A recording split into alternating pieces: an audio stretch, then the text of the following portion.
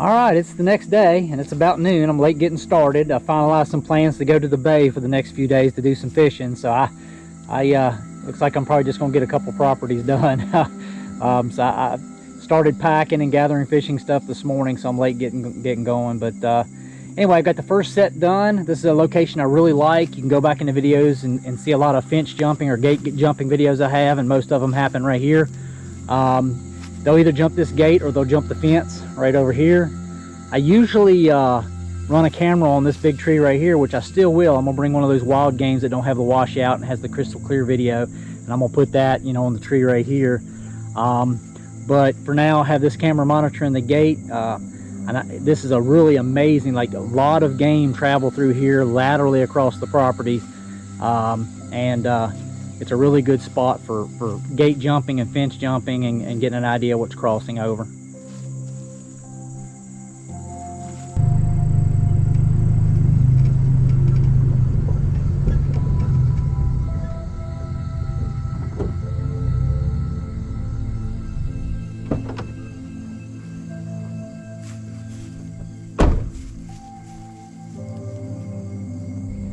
All right, I got the second camera set. You know, I want to say every place I go to is my favorite spot because I love them all, but this spot here is an amazing place. I've been on this property long enough to where I know where to put these cameras to maximize, you know, getting some animals on video. And this is just one of those places that produces year after year. And the reason why it produces year after year is because year after year these persimmon trees produce. They're absolutely loaded again this year. I've yet to see a year where they have not produced. These persimmon trees are very healthy. They always have fruit. Since I've been setting the camera, I've already heard several of them hit the ground. So the deer like to come out of the woods right there, and they come down across the creek, and get a lot of, for some reason I don't get much bear here, but I get a lot of deer and coyotes and turkeys. But you can see where the woods are, so they just come down out of the woods down here and get them a little something different to eat. All right, I got my third camera set up. This is at a place that I identified pretty early on as being an interesting spot, and the reason is because of this. This is a seep. It's not a spring. It's just the way this ridge is shaped brings water in, and it holds water pretty much 10.5 months out of the year.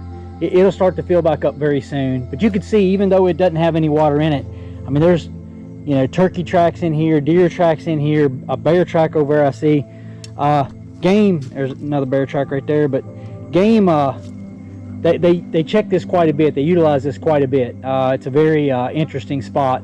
So I like to run it because it's a water source. And I've gotten some really good footage over the years here, and it's one of those places I will never not set up as long as I'm on this property.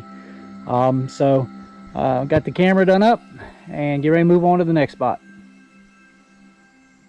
Also, I wanted to touch up a little bit more on why I do these tree steps. So we have a lot of bear here in Virginia. Our bear populations are just, I believe, to be out of control. I mean,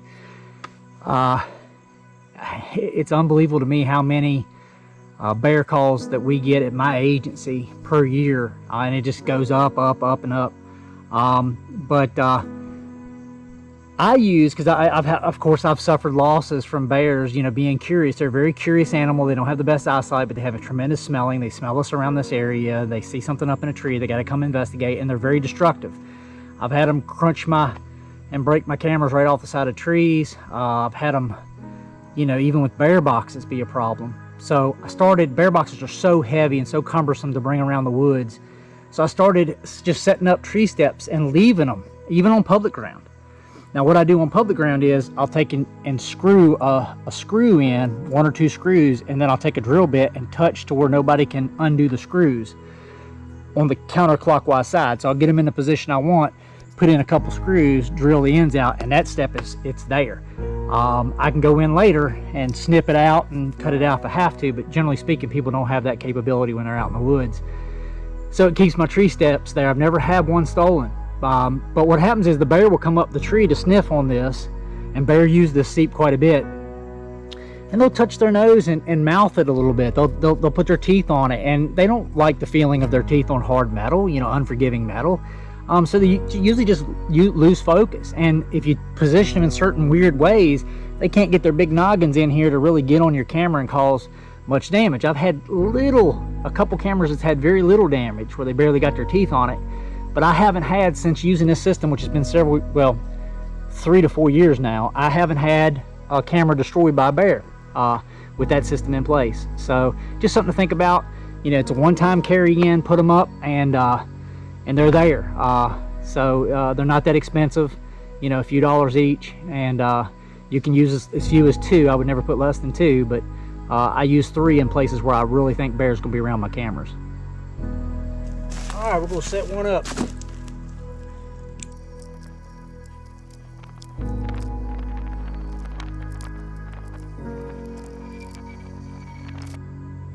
All right, camera trap set completed. And this is why I set it here. 4-way intersection of trails. I'm gonna clear that little branch out of that trail, but big old trail comes off of a flat right there in the middle. I used to have a stand up in it, but it was so thick, I mean, stuff would be on top of me before I know it. I had a bobcat that was coming by the stand. I never knew it was there until it was under me. I had deer do the same thing. It's just so thick up in there. But there's a little flat in that thick, and acorns are just, it's probably the most concentrated area where acorns fall when they fall. But down here I put a vertical lick branch, and it's rope coming down from rope to a vine. I have not touched this vine, probably not going to. Anybody knows me knows I use Code Blue synthetics. I love the pre-orbital stuff, but this vine has a difference in color right about here. It's a different color down. It looks oily, it looks darker. So that's telling me that most likely deer coming up and rubbing their preorbital glands on it, licking it and everything else. So I'm just going to leave it be. I think it's already established. The ground is tore up a little bit underneath it, so I'm just going to leave it be and let the camera do its thing. I don't usually get a lot of volume here unless it's a big acorn year, so I don't expect to get a lot this year because it just doesn't seem like acorns are doing much. But when I do get something here, it's quality more than quantity. I almost always get my shooter buck here. I don't know if it's just where he feels safe with all this escape cover or what, and it's a short distance from escape cover to the field. And maybe just likes to run this point, but I've actually patterned deer here before. Over the years, I've patterned a couple that were coming here. Before I had a vertical, I had a different type of regular scrape, but I was able to pattern them so well that I would come in early muzzleloader season, set up with a target buck in mind, and bucks come through that I've been getting on video and that I've harvested. So it's a pretty cool spot. I won't have that advantage this year, seeing as I'm so late getting things out, and what my schedule looks like the rest of the daggone month. But couple different saltwater fishing trips still scheduled. Again, leaving tomorrow for the bay, so I just don't, I'm not gonna get a lot of pre-stuff done. I got a couple stands I've got to hang before November. But anyway, good spot. I expect to get some good stuff here. It won't be a lot, but it'll be good. All right, got my second to last done. This is a place I've never run a camera, but my favorite tree stand is, you might be able to see it down there. It's where it's a Y. 2 trees come up and make like a Y off the top. My favorite tree stand is just right down there. But I don't run a camera up here, which don't make much sense. Almost every time I sneak up to my stand, I bump deer out of here. Last year I passed a 3-year-old 10-point that was skirting the rim rock up at the top. I think those bucks like to cruise up here high. Problem is, when I set stuff high, I have more bear activity up high as well. But anyway, I decided to go ahead and chance that. I'm sure the bears are going to have a heyday with this.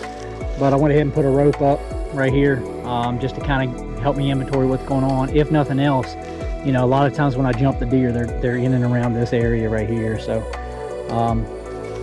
hopefully the bears don't tear that up. It's a pretty thin. I wish that limb was bigger, but this is my best chance of getting something hung here where it's kind of flat underneath, where a buck might want to rake a little bit. So I went with that. At least I can see what's going on up here above my stand.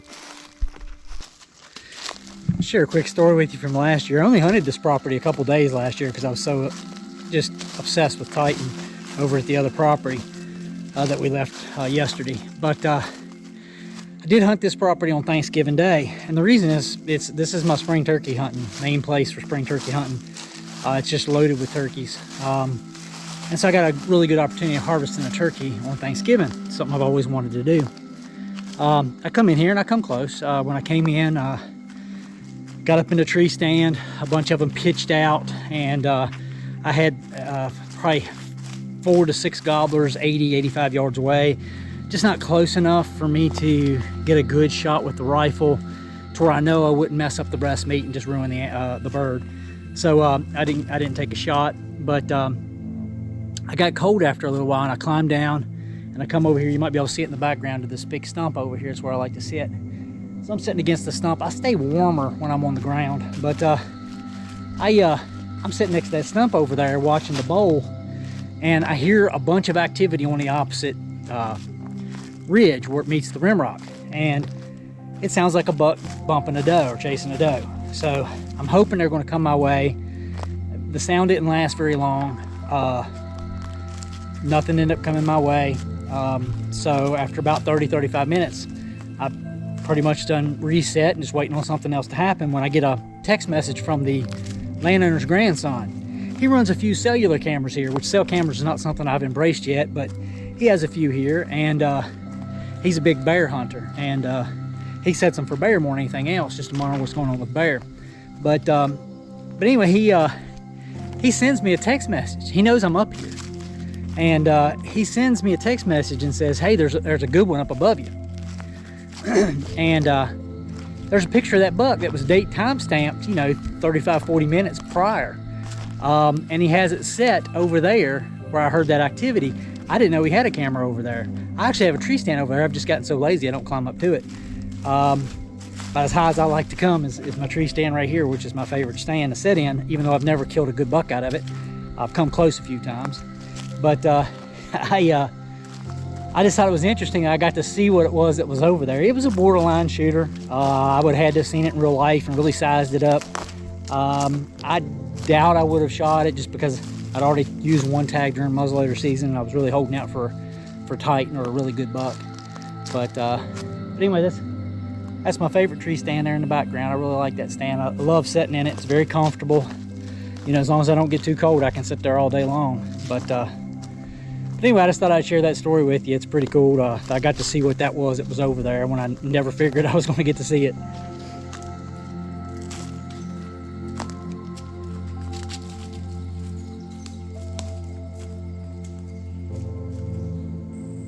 All right, last camera set up.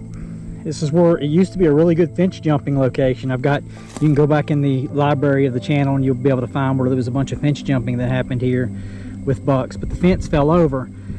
The farmer doesn't need this particular fence. This is on the opposite side of the road. He has a really good fence there on the other side of the road, so he doesn't really need this, so he hasn't put it back up. But now that it's fallen over, the deer still use this as a crossing point in the front of the farm to cross over. So it's just a good pinch point now for deer. There's actually 2 trails that go through, well 3, but 2 of them are just wore down big time, so I know it's been used a lot. So I really love this set because it's easy for me to, if I get hankering to check a trail camera, I can just drive up here and take a few steps off the side of the road and get the SD card and have something to look at. And I don't worry about it here, even though just for uniformity I've got the snake cable and all that stuff up here. But the farmer's grandson, who's a fellow Marine, lives right up there, and if anybody's down here messing with my stuff, they're going to have to worry about rounds coming down range. But so I don't really worry about it, but just for uniformity I do the same thing at every set. But I have had several years here where I just bungee cord a camera to the tree and nobody's ever messed with anything. So so this will be the last set of the day. All right, everyone, I want to thank you guys for watching. I'll make sure I get that part done whenever I get back from this next fishing trip. The next break I get in my work schedule, I'll get out to those properties and get those cameras set up. So until next time. For more awesome content, like and subscribe now.